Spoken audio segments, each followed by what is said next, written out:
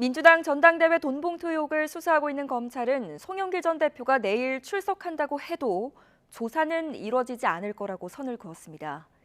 9,400만 원어치 봉투 살포 혐의를 넘어서 경선 자금 전반으로 수사를 확대한 검찰은 당시 송영길 캠프에 몸담았던 인사들을 상대로 추가 강제 수사에 나섰습니다. 취재기자 연결해 보겠습니다. 나혜인 기자. 네, 서울중앙지방검찰청입니다. 네, 앞서 전해드린 것처럼 송영길 전 대표 내일 자진 출석하겠다 이렇게 밝혔는데 검찰 반응은 어떻습니까? 네, 검찰은 송영길 전 대표가 귀국 직후에 비슷한 입장을 밝혔을 때처럼 조사 일정은 수사기관이 정하는 거라며 할 말이 있으면 서면으로 내라고 일축했습니다. 아직 송 전 대표 측에서 연락받은 것도 없다며 검찰청 앞에서 기자회견을 하는 건 말릴 수 없지만 면담이나 조사는 불가능하다고 명확히 밝혔습니다. 실제적 진실을 규명하기 위해 계획한 수사 일정이 있고 연일 압수수색을 진행하며 압수물 분석도 해야 하는데 일방적으로 조사부터 해달라는 건 일반적인 수사 절차에도 맞지 않는다고 선을 그었습니다. 네, 오늘도 압수수색이 진행되는 곳이 있습니까? 네, 재작년 전당대회 당시 송 전 대표 캠프에서 지역본부장과 상황실장을 맡았던 인사 3명이 오늘 자택에서 압수수색을 받고 있습니다.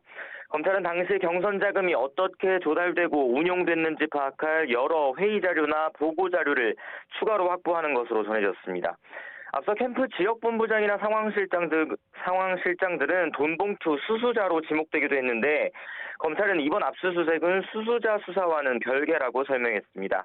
그제 송 전 대표 자택과 후원조직 평화와 먹고사는 문제 연구소 압수수색의 연장선에서 당시 경선자금 조달 과정 전반을 들여다보겠다는 뜻으로 해석됩니다. 검찰은 오늘도 먹고사는 문제 연구소에 수사팀을 보내서 CCTV 등을 확보한 것으로 파악됐습니다. 특히 그제 압수수색 과정에선 해당 연구소의 컴퓨터 하드디스크가 최근에 교체된 정황도 드러난 것으로 전해졌습니다. 검찰 관계자는 금품 살포가 조직적으로 이루어졌고 증거인멸 우려도 상당히 큰 사안이라고 강조했습니다.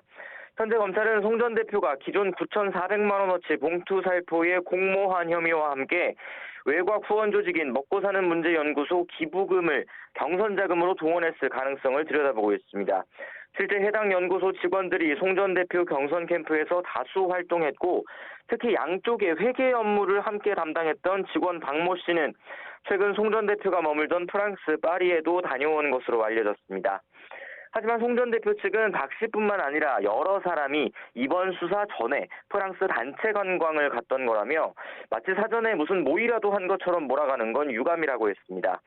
이번 수사에 물꼬를 튼 이정근 전 사무부총장의 변호인도 오늘 기자회견을 열고 핵심 증거인 통화녹음 파일을 검찰이 특정 시점을 노려서 언론에 유출했다고 거듭 주장했습니다.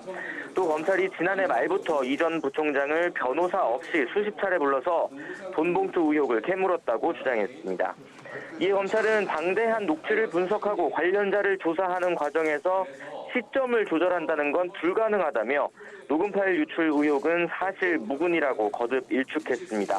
지금까지 서울중앙지검에서 전해드렸습니다.